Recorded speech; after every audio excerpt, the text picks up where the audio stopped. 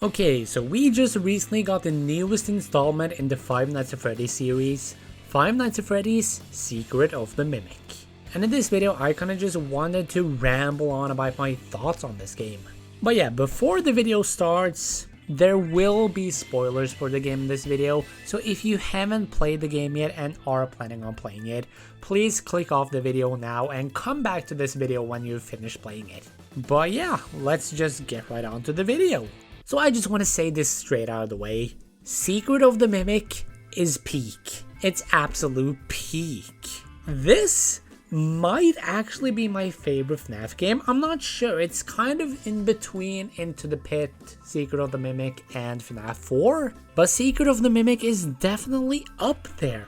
Because holy crap, this game is good.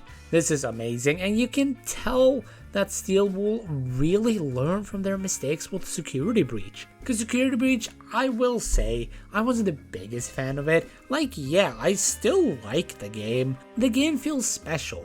But I just feel like with the Security Breach, there was just a lot of missed opportunities and it was just a whole mess. While Secret of the Mimic, I thought the story was very coherent. Like, yeah, the story is a bit confusing, but that's just the thing with Fnaf, and it's like a good type of confusing, not whatever the hell Security Breach was doing.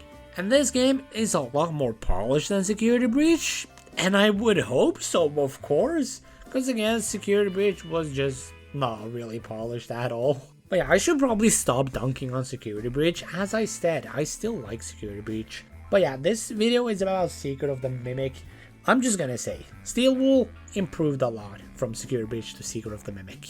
And Secret of the Mimic is actually kind of creepy. Like, the atmosphere is kind of dark, and yeah, I don't have that much to say. I mean, I think the designs are pretty creepy. Some of these designs are kind of creepy, like, especially the elephant. The elephant is probably the creepiest design in this game, in my opinion. So it's sad that we don't see the elephant that often, but I kind of like the variety in costumes. Cause yeah, the Mimic has a big variety in costumes. Like, there are so many costumes the Mimic goes in, and I honestly quite like those costumes. Like, there are so many costumes, and I love it. Cause like with the Mimic, he is an animatronic that can fit into any costume. So of course it makes sense that we'll actually see him in the costume. Cause like in Ruin, we didn't see him in any, well, in like the secret ending, he did wear a costume, but like that's the only costume we had seen him in before this. But in Secret of the Mimic, he goes all out. He changes costumes so often. And honestly, I really like it. I really like the costumes. However, there is a costume that I thought was a bit underutilized, and that is Jackie. Because Jackie was all over the marketing. Like, I thought the Mimic was gonna be in the Jackie suit a lot throughout the game, but no, he was just in the suit at the beginning, and after that we never see Jackie again. So it's kind of like a Vanny situation, except this time it's not as bad because we still get the Mimic a lot in this game. It's just the Jackie suit just doesn't get utilized a lot, which is sad because I think Jackie is like the best design in this game. I absolutely adore Jackie's design. It's such a good design in my opinion. But I will say this, Jackie's chase scene was phenomenal. But just the chase scenes in general in this game are just really good. The thing I liked about Jackie's chase scene was that like you can see her hands like in front of you sometimes, so that you know that she's still behind you. And like that just adds a little extra. Cause I just think it's always nice, since you are running a lot of chase scenes in like other games, you often don't see like the creature chasing you. But I like how they do it here with Jackie pulling her arms in front of you so that you can at least see that she's still chasing you and that she's not far behind you. And also the protagonist in this game, Arnold, I honestly feel really bad for him. Like, he's just a regular dude. He got off like a 36-hour shift. Like, Jesus, Fazbear Entertainment is working him to death. But it's not really surprising. It's Fazbear Entertainment. And then they want him to do a job in Murray's Costume Manor, like right after he got off his 36-hour shift. Like, come on, Fazbear Entertainment. But Fazbear Entertainment is horrible. It's a horrible company, and I just love it. But yeah, poor Arnold, he doesn't survive through this game, which is sad. I was rooting for him. Arnold is possibly like the most likable protagonist in a FNAF game, cause he's just a regular dude down on his luck. Like, he works for this horrible company that treats him like trash, and he's just a regular dude that just wants to get paid. And I love him for it.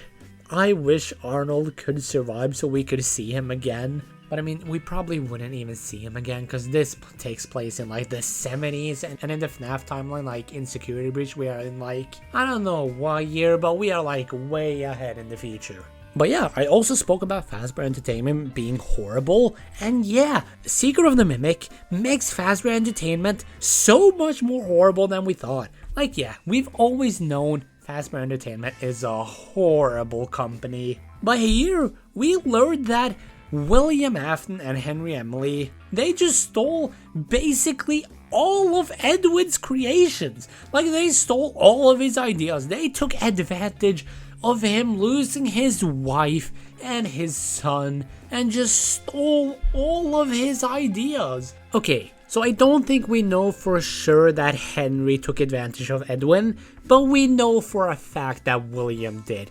And what William did was horrible. He just took advantage of Edwin like at his lowest. And I love it. I love that they're making William just more and more scummy. I just love it. I need him to be pure evil. And this was even before he even murdered anyone. So William has just always been scummy. He's just always been a terrible person. And I also love the Murray family story. Like, it's just a tragedy, honestly. Like, Fiona died in Fall Fest, and again, I don't know what happened in Fall Fest. It probably ended with a fire with the evidence we've seen, but she died in Fall Fest. I do hope we get to see, like, some Fall Fest someday, because I am really interested in what happened that day. And, like, David died, and, like, Edwin, he made, like, Fiona into a machine, and made, like, the mimic Fiona.